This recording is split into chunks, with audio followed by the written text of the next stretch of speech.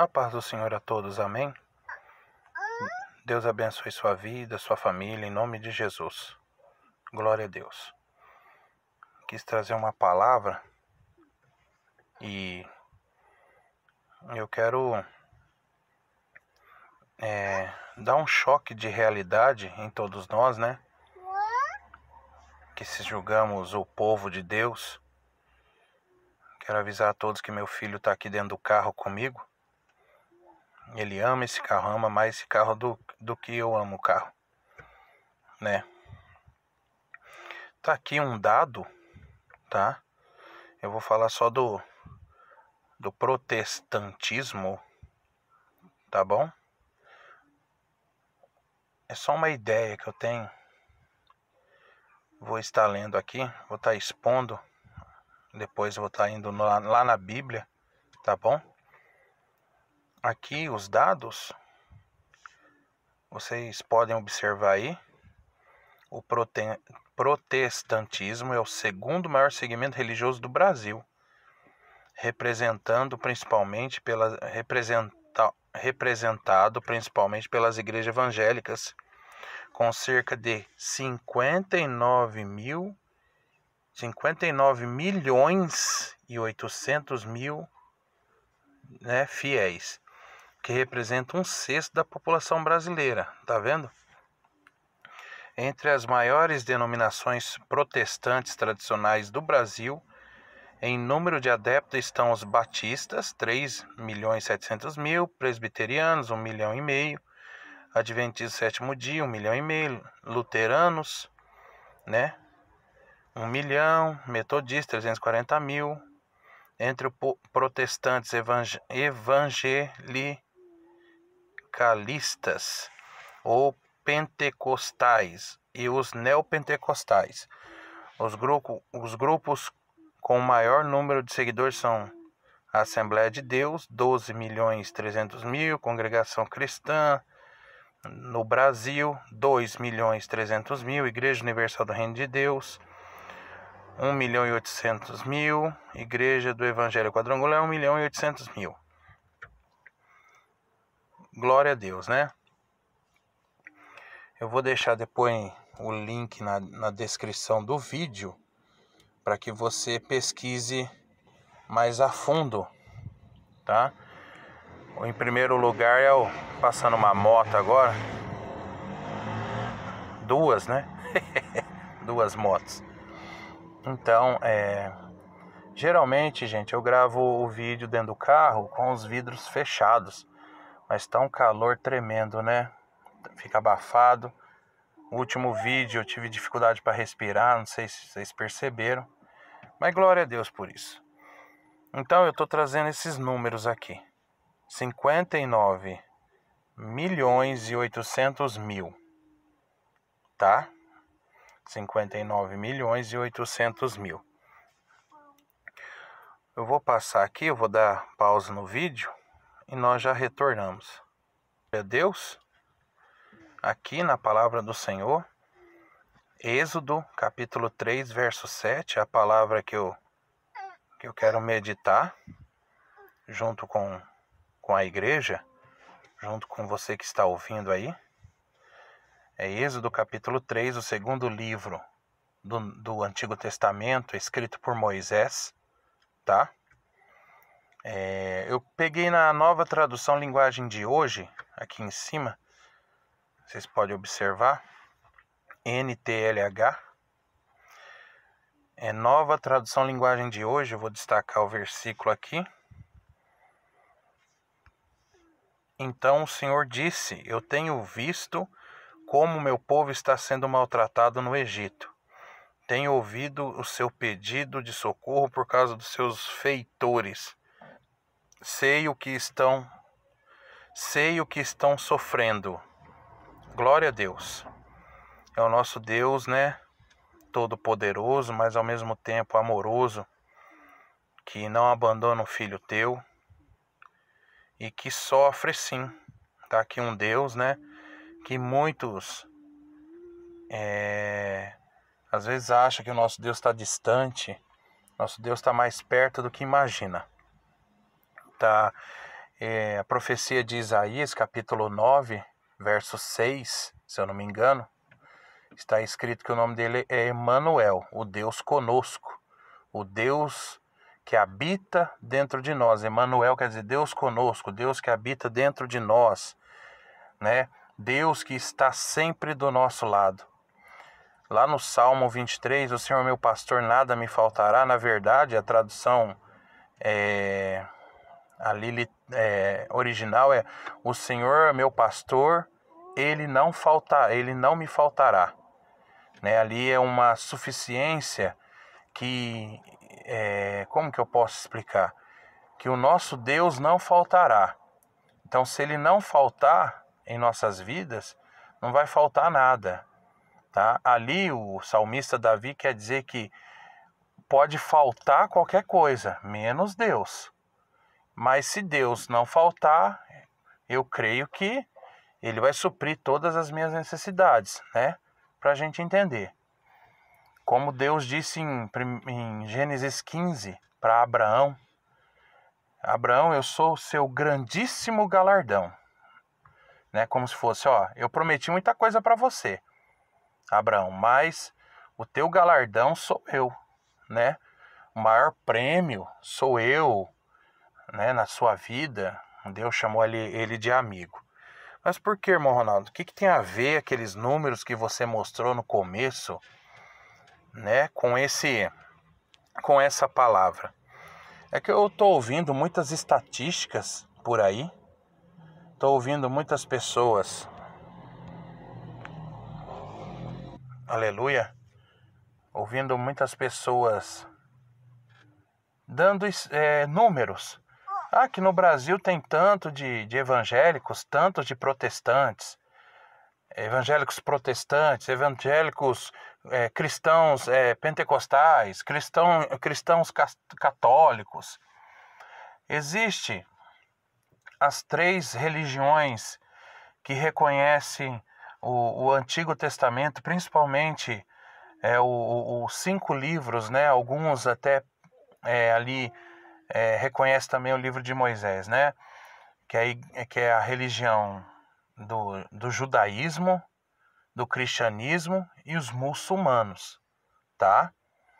São as 3 religiões que reconhecem Abraão como patriarca escolhido por Deus, que reconhecem Abraão como pai na fé, tá? Eu tô falando aqui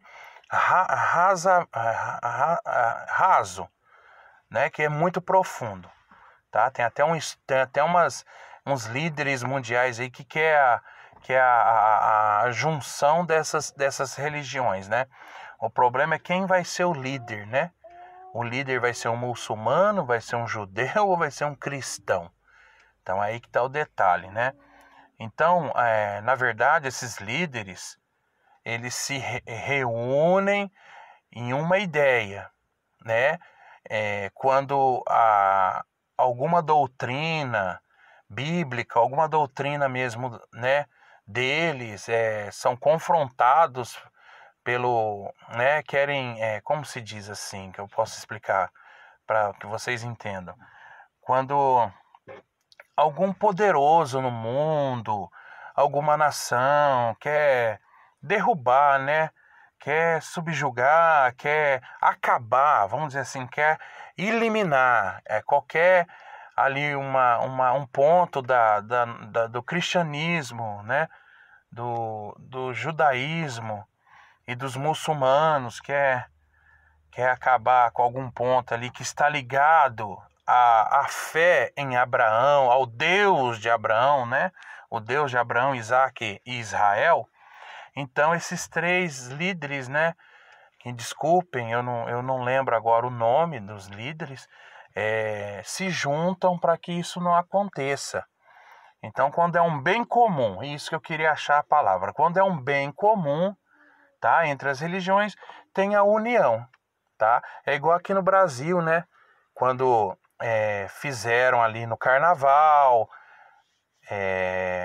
aquele teatro ali de um suposto, para eles, né? Um suposto Jesus ali e uma pessoa vestida de demônio, né? E ali se juntou todas as religiões dos cristãos, né, católicos e evangélicos, protestantes, e entraram com uma ação, né, contra aquilo ali, aquele ato também.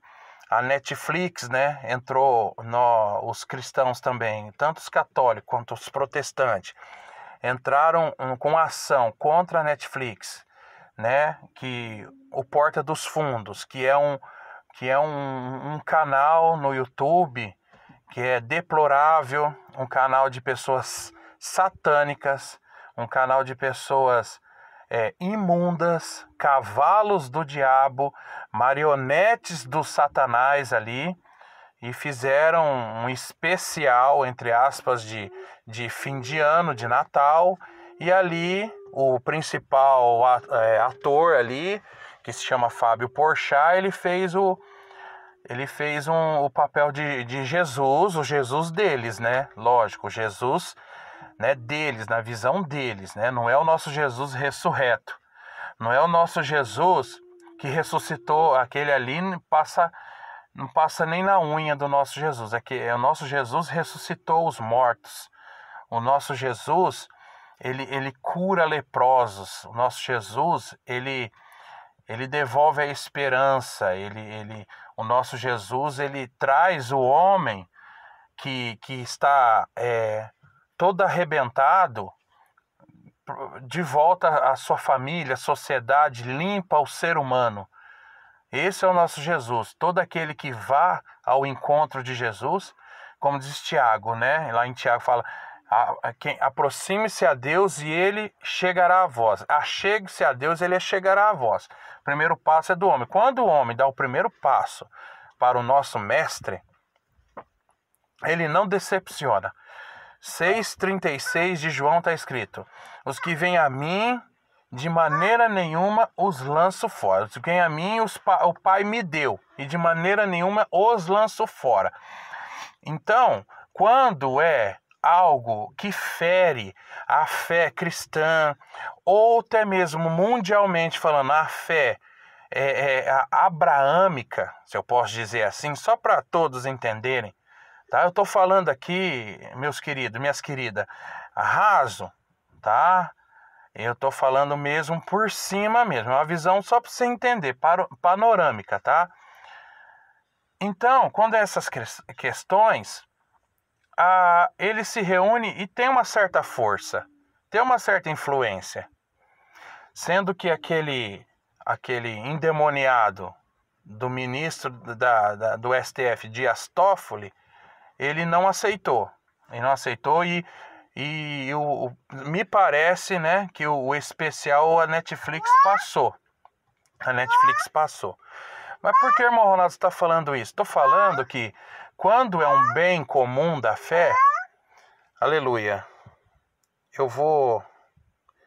eu ia dar a pausa aqui, porque o meu filho tá... Oi, amor, espera só um pouquinho, tá?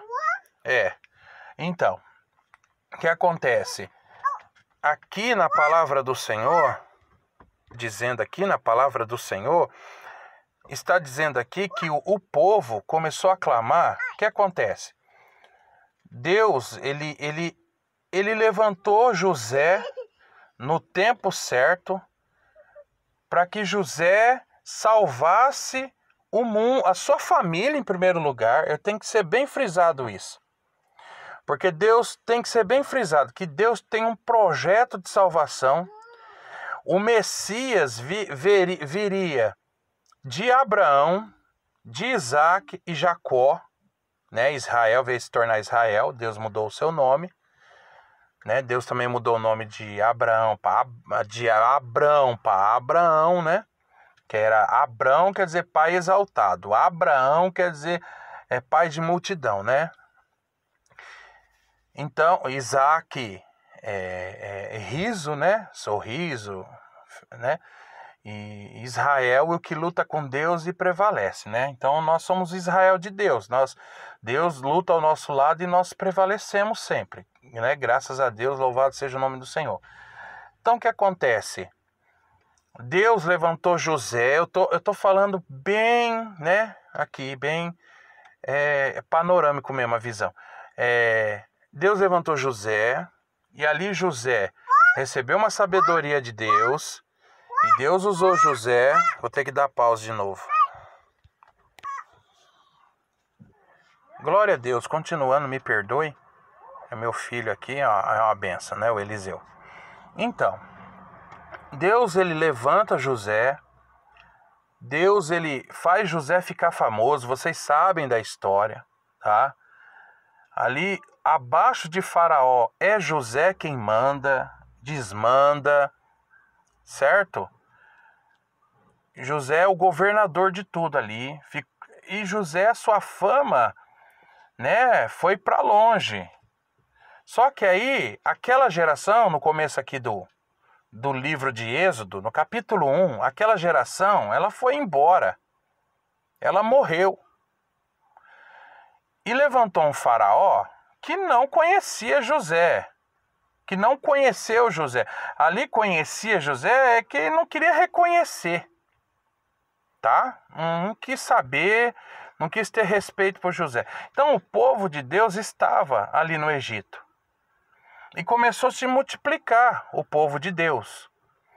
E eles começaram a colocar cargas, começaram a maltratar os israelitas, né, o povo hebreu.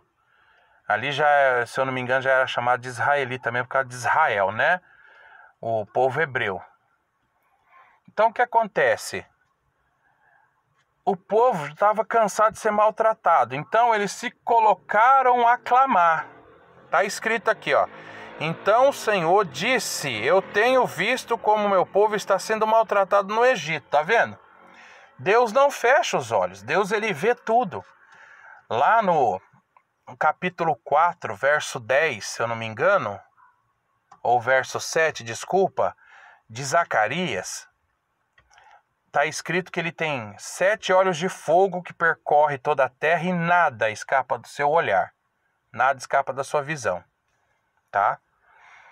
Eu estou orando a Deus, pedindo a Deus para Deus me exaltar, para que ele possa me dar um notebook, condições para mim, quando eu falar um versículo bíblico, eu já colocar para que possa ser entendido melhor a minha ideia. Aí, a minha ideia é uma expressão, viu, gente? É forma de falar, é o que Deus aqueceu no meu coração. Então, está escrito aqui que o povo colocou-se a clamar, pôs-se a clamar. O povo começou a orar a Deus e pedir a Deus socorro. Está escrito aqui, ó. Porque o nosso Deus vê. O nosso Deus não resiste um clamor de um coração quebrantado e um espírito contrito. Então esse povo, sabendo que o nosso Deus é misericordioso, começou a clamar. Por isso que Deus levantou aqui, depois vocês podem continuar lendo na sua casa, quem conhece a história já sabe, quem não conhece, leia para você aprender mais de Deus. Que Deus levanta aqui Moisés, aqui Deus está falando com Moisés aqui, tá? E ali Moisés foi o libertador desse povo. Deus usou Moisés como um instrumento, como um vaso, como uma ferramenta para libertar esse povo que não estava mais aguentando os maus tratos dos feitores. Aqui em outra tradução fala dos mestres de obras, né? Então, onde eu quero chegar? Que estudiosos dizem, eu já vi vários números,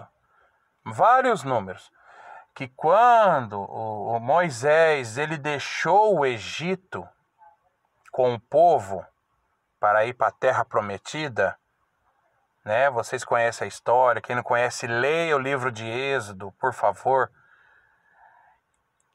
O povo saiu lá do Egito, com a liderança de Moisés, com a coluna de fogo à noite, a nuvem de dia, um número com... Tem vários números, tá, gente? Tem várias conjecturas, teorias aí, tá? Uns falam que é 6 milhões de pessoas, tá? E outros falam 10 milhões. Esses que falam 6 milhões de pessoas, eles falam 6 milhões de pessoas de pé, né? Mais 4 milhões que eles falam de pé, que tem pessoas que podem se sustentar, tá? Se autossustentar. É isso, nesse sentido, tá? 4 milhões aí são crianças, né? Idosos, tá? Vamos supor, então, vamos supor que tinha mesmo, tá? 10 milhões de pessoas. Vocês lembram o número que eu falei lá no começo? Vocês lembram? 59 milhões de cristãos aqui no Brasil protestantes. Só de protestantes, viu? Fora os católicos e fora alguns povos judeus que tem aqui, muçulmanos, tá? Então, Deus, ele ouviu o clamor. Vamos colocar essas 10 milhões de pessoas. Vamos colocar 10 milhões de pessoas. Clamou a Deus lá, Deus veio, mandou as pragas no Egito. Deus ali, por causa do seu povo, porque ele tinha que conservar o seu povo, porque ele fez uma promessa já lá no Éden. Ele fez uma promessa do Éden, que da semente da mulher nasceria um que pisaria a cabeça de Satanás. É o Senhor Jesus, tá? Então Deus, ele veio conservando a sua geração, tá? Veio conservando, né, o seu povo, até chegar no Senhor Jesus. Você pode ver a genealogia de Jesus, tanto em Mateus capítulo 1, tanto quanto em Lucas capítulo 3. Mateus conta de Abraão até Jesus. Por quê, irmão Ronaldo? Porque Mateus, ele escreveu o livro mais para os judeus. Ele escreveu o Evangelho segundo Jesus Cristo, escrito por Mateus, foi mais voltado para o povo judeu. Ali apresentando Jesus como o leão da tribo de Judá, tá? Lucas, o único escritor gentil da Bíblia, como ele era um estudioso grego, lá no capítulo 1 de Atos, fala que ele investigou, ele quis escrever minuciosamente os livros. Então ele foi de Jesus até Adão, a genealogia, né, de Jesus Cristo. Então Deus fez tudo isso para conservar o teu povo, por causa que era um plano de salvação. Entenderam? Então, Deus ali mandou o juízo sobre o Egito, né? Mandou as pragas, vocês sabem, né? O rio Nilo transformando em sangue, escuridão, gafanhoto, e o último e o pior, né? Que foi a morte dos primogênitos. Então, onde você quer chegar, irmão Ronaldo? Vai, fala logo aí que você enrolou aí, dá a impressão que você enrolou e não falou nada. É que, às vezes, eu tenho dúvidas sobre esses números que apresentam. De que existe quase 60 milhões mesmo de cristãos protestantes aqui. Só cristãos protestantes, fora outras religiões. Porque o que está acontecendo, gente, no Brasil e no mundo, não era para estar acontecendo. É isso que eu quero dizer. Se todos nós estivéssemos em um só pensamento, em um só coração, em um só intuito, em um só plano, que é o quê? Bendita nação cujo Deus é o Senhor. A nossa Constituição de 88 diz que é um país laico, é um estado laico. Todos podem professar sua religião. Quem quiser pegar um pedaço de madeira pode adorar, fazer culto àquela madeira. Quem quiser achar uma pedra no meio da floresta lá, achei uma pedra, hoje eu vou adorar a pedra. Pode adorar a pedra. E ninguém pode ridicularizar a pessoa por causa disso. Aqui tem liberdade religiosa e não pode haver perseguição. E o engraçado é que nós somos maioria aqui no Brasil, os cristãos, tanto os evangélicos como os católicos, e parece que nós estamos se curvando para o que está acontecendo. Entenderam? Não podemos aceitar o que está acontecendo. Eu já fiz um vídeo no capítulo 2 de Daniel, é ele quem coloca as autoridades e ele quem tira. Vocês estão entendendo? Então, é hora de todos nós dobrarmos nossos joelhos em jejum e oração e súplicas e começarmos a clamar a Deus. Às vezes está faltando isso. Eu vou falar uma coisa para vocês. O Japão já passou por tsunami, guerra, um monte de catástrofe lá no Japão. E eles estão de pé lá. Estão de pé. Gente, eu fico com vergonha.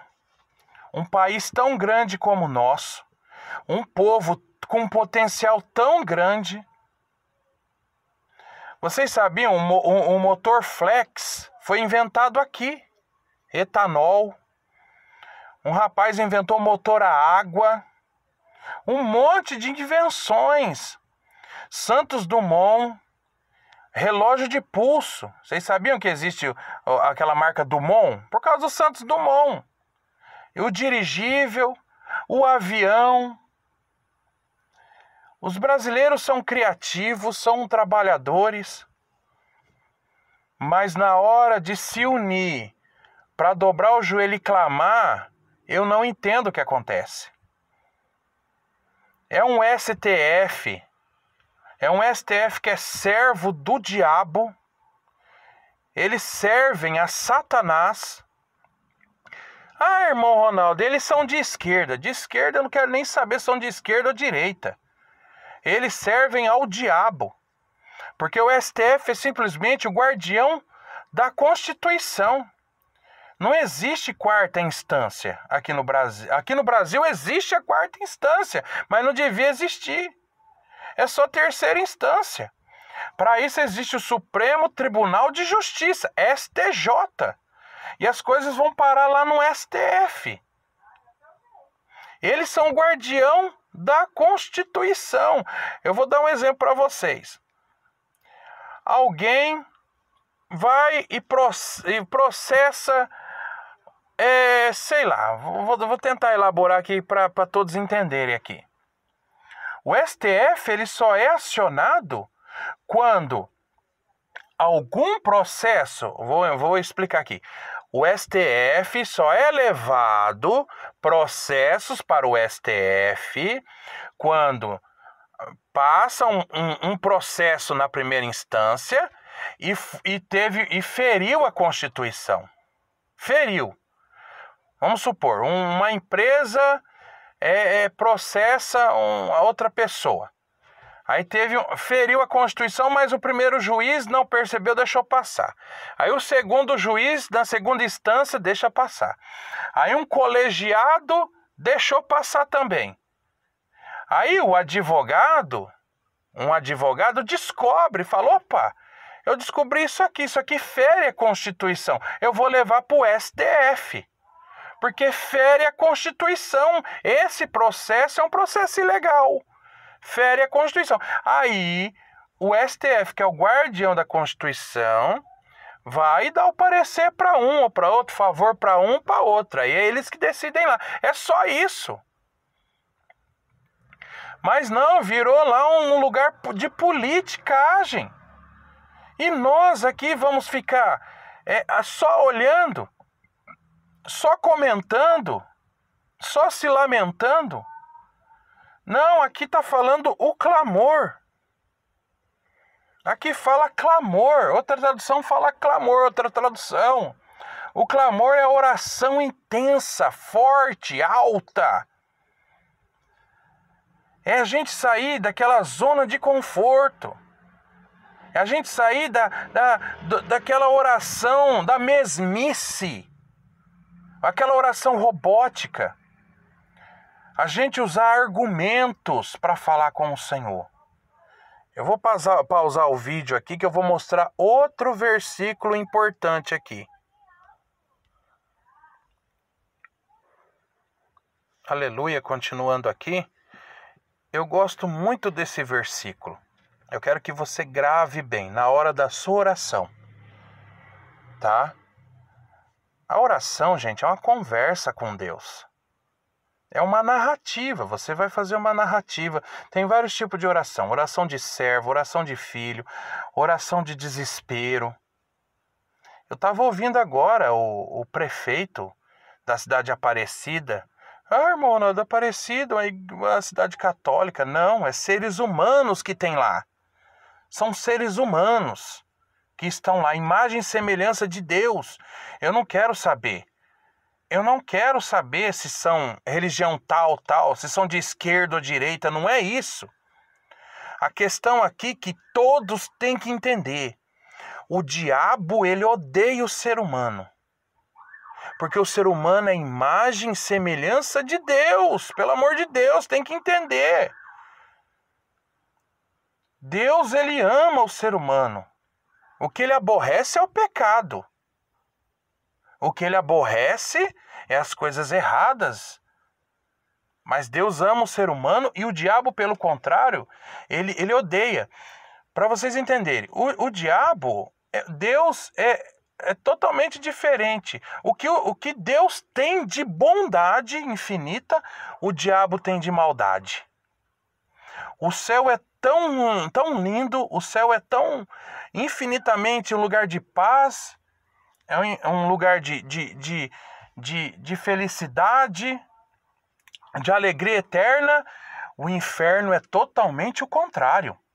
Lugar de horror, de sofrimento eterno. É eterno.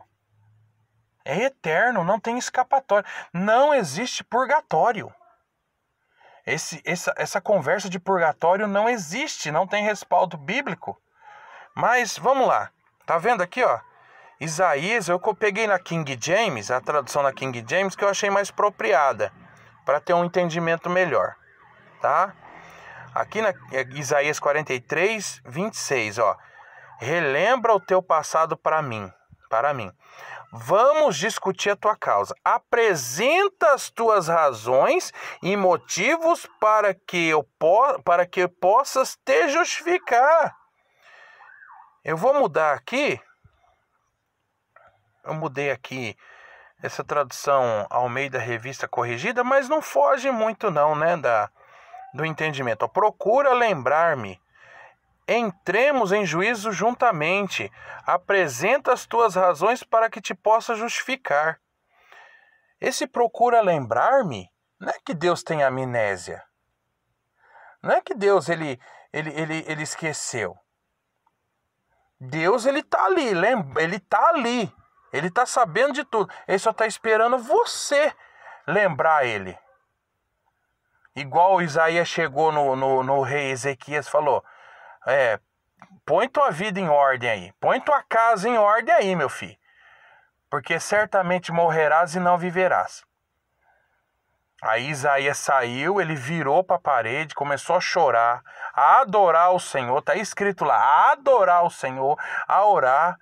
Lembra-te, Senhor, que andei no teu caminho retamente.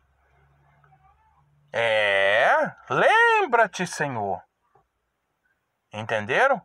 Deus não tinha esquecido, Deus estava esperando a reação dele. E ali ele se humilhou, Ezequias se humilhou. Capítulo 38 de Isaías, está escrito também essa passagem. E ali voltou, Isaías volta, Deus fala para ele voltar. E ali Deus retirou, né, a sentença de morte, vamos dizer assim, e acrescentou mais 15 anos de vida. Aí veio um irmão, uma vez eu estava ensinando, e Deus me fez lembrar dessa passagem. Aí ele falou: ô irmão, mas você queria mais 15 anos de vida? Eu falei: não sei, talvez sim, pode ser, se for 15 anos de bênção, né? Eu quero, desfrutando de saúde. Ele mas aí no texto fala que Ezequias não serviu mais o Senhor, que ele quis dizer assim que Ezequias virou as costas para Deus. Aí eu falei para ele: mas isso foi Ezequias. Isso foi a atitude dele, ele, eu sou eu. Se Deus me dá mais uma chance, eu tô no hospital internado. Mas a minha situação é de morte. Tô lá numa UTI lá, aí já decretaram a minha morte. Aí o que acontece? Eu começo a orar, a clamar, a pedir para Deus. Eu começo a lembrar: lembra-te, Senhor, que o Senhor me prometeu que vai me levar para tantos lugares, que o Senhor vai me usar. Vocês estão entendendo? Razões, está escrito aqui, ó. Apresenta as suas razões. Conversa com Deus como um pai amoroso. Fala: Deus, eu não quero pagar aluguel. Eu não quero pagar aluguel, Senhor. Eu quero ter minha casa própria. Eu quero ter, parar de um dinheiro que vai e não volta. Me ajuda, Senhor. Me tira da situação. Senhor, eu estou com essa doença, me ajuda. Tá? Mas toma cuidado na hora de você apresentar suas razões, não ficar fazendo promessa para Deus que você não vai cumprir. Promessa para Deus, voto, tem que ser cumprido depois, não importa. Não importa, você tem que cumprir, você tem que fazer a tua parte. Então, procura apresentar a Deus argumentos em que você não vai ficar enrolado depois. Como diz o ditado: as palavras estão presas na sua boca. Quando você liberta essas palavras, solta as palavras, você fica preso às palavras. Você fica, ali com compromisso. Não é verdade? Então, procura apresentar as razões ao Senhor. Esse povo lá no Egito estava sofrendo. A Bíblia não diz como era a oração deles, mas quem sabe eles oravam: a Deus, nos liberta. Estamos sofrendo. Não estamos aguentando mais.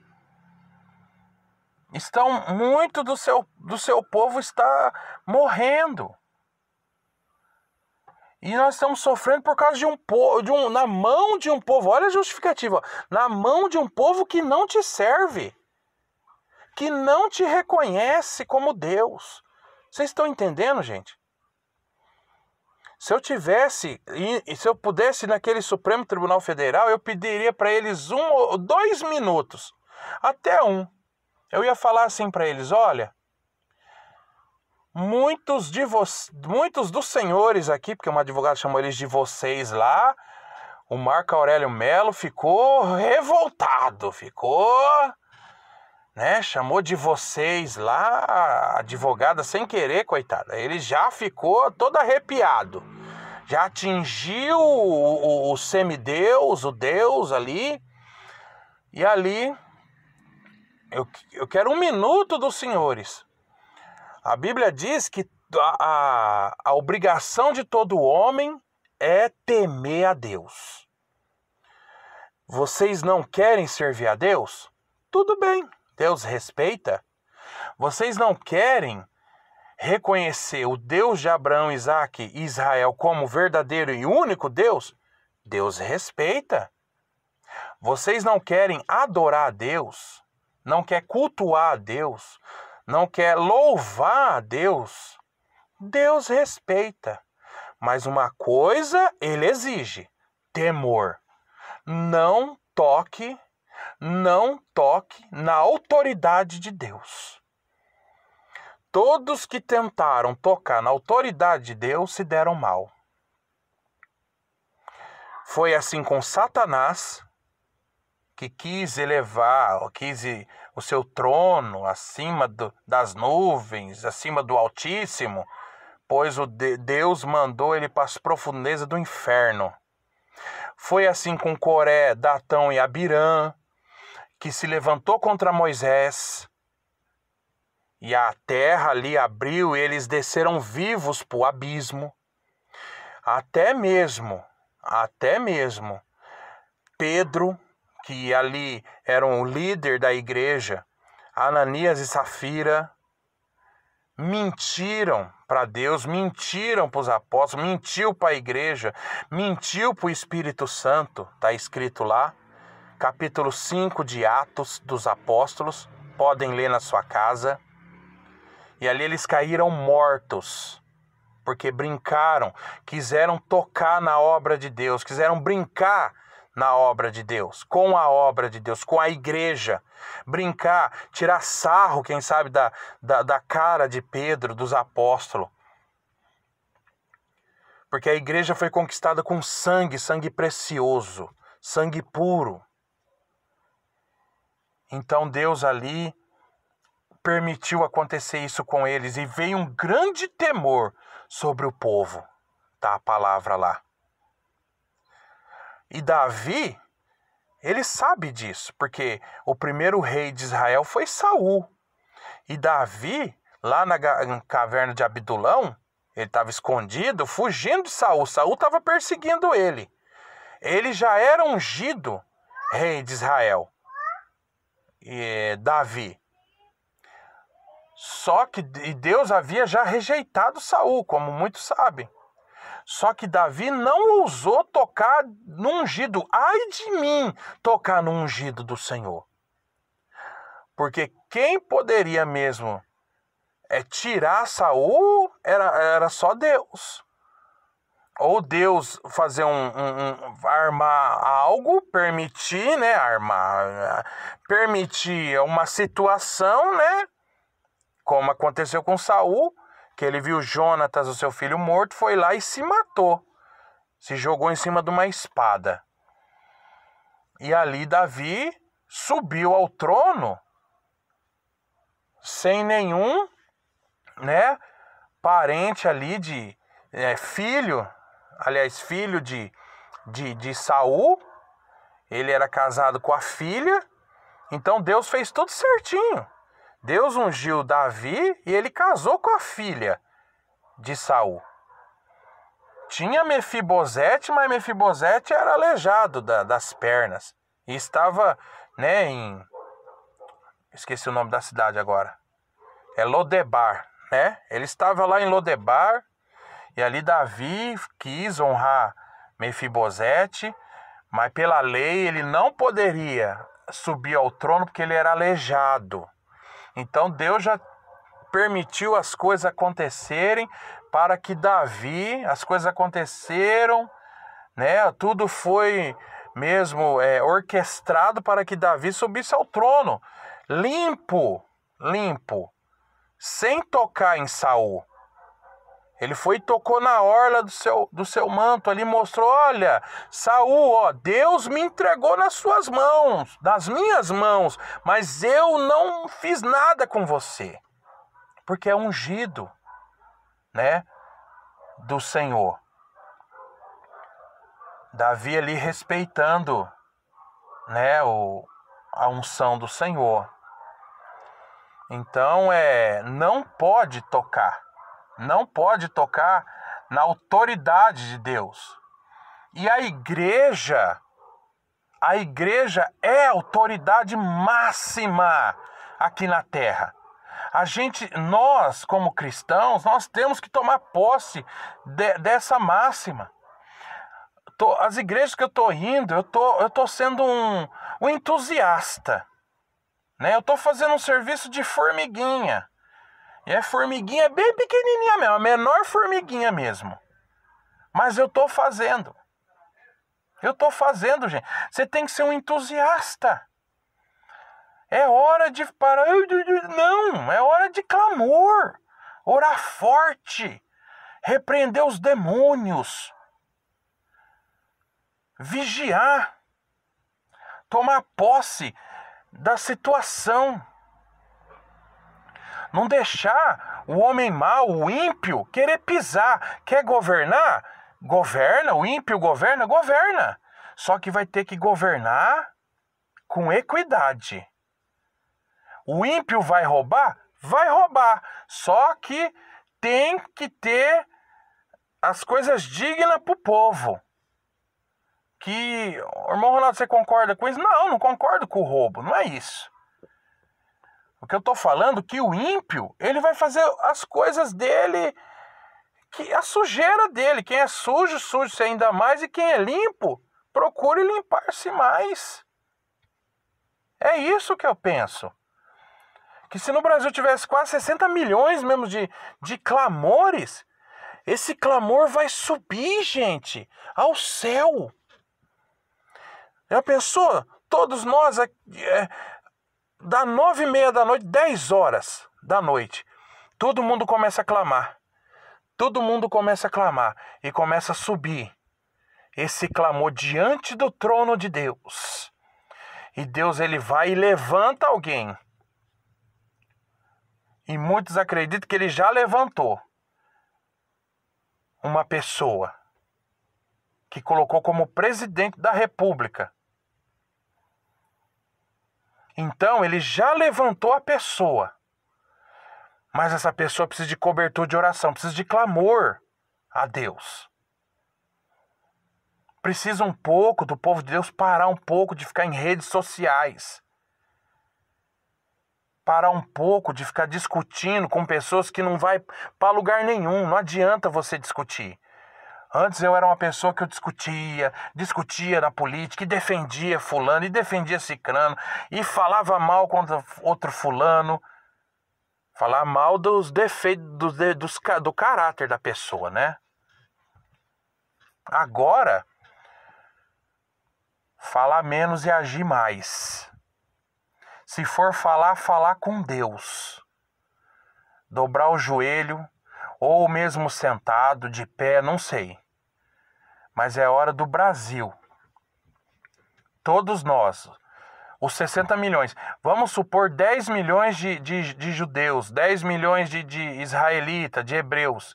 Clamou ao Senhor e o Senhor mandou todas aquelas pragas lá. Mostrou para Faraó quem manda e quem desmanda. Imagine nós. O nosso Deus não mudou. O nosso Deus continua o mesmo. Ele continua fazendo milagres, maravilhas e prodígios.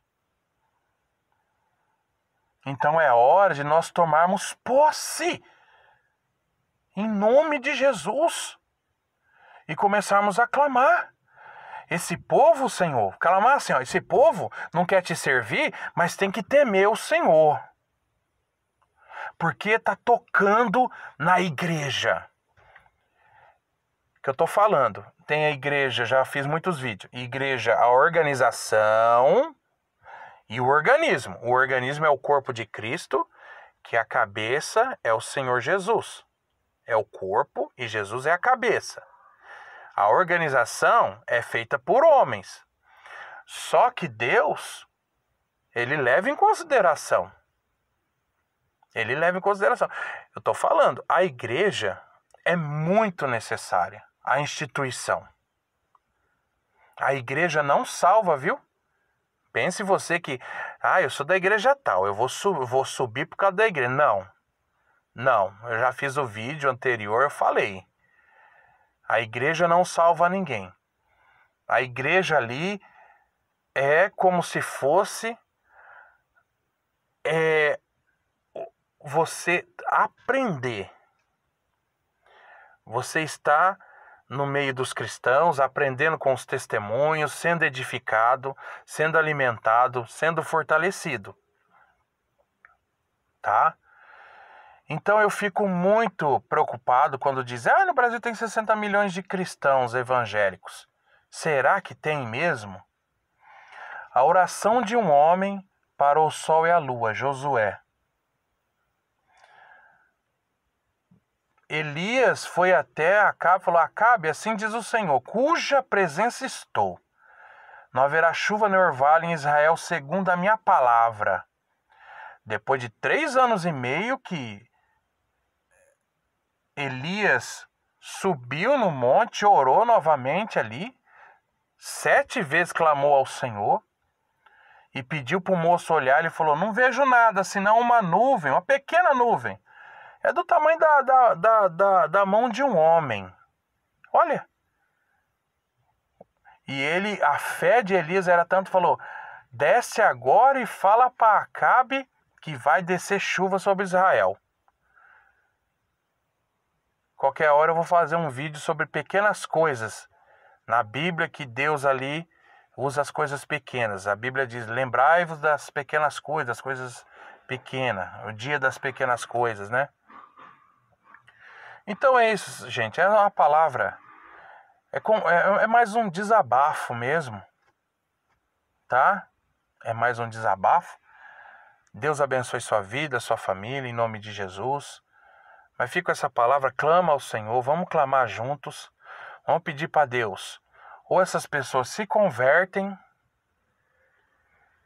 ou desce a sepultura. Se convertem, desce a sepultura, ou abandonem o cargo. São essas 3, ainda vejo aí 3 saídas, tá?